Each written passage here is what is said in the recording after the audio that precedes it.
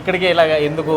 అంటే నా main motive ఏంటంటే నా ఒక్కంతే కాకుండా నాతో పాటు ఒక 10 మెంబర్స్ కన్నా ఎంప్లాయ్మెంట్ ఇవ్వాలన్న ఒక ఎయిమ్ ఉండే ఓకే. నాతో పాటు ఒక 10 మంది వాళ్ళకు కూడా జీవన ఆధారం ఇవ్వాలి. నా మెయిన్ మోటివ్ స్టార్టింగ్ నుంచి అదే ఉండే.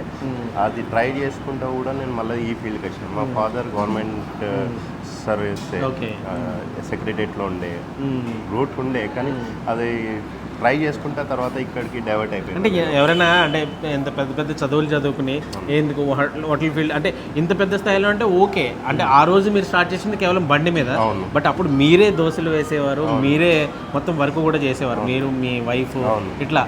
అంటే అప్పుడు ఏమి చిన్నతనంగా ఏమి ఫీల్ అవ్వలేదా మీరు?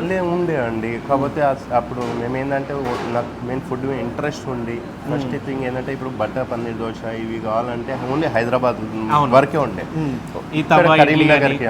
కరీంనగర్కి అంటే టేస్ట్ తీసుకురావాలని ఒక మెయిన్ మోటివ్ మేము ఇక్కడ తీసుకొచ్చి స్టార్ట్ చేసినాము.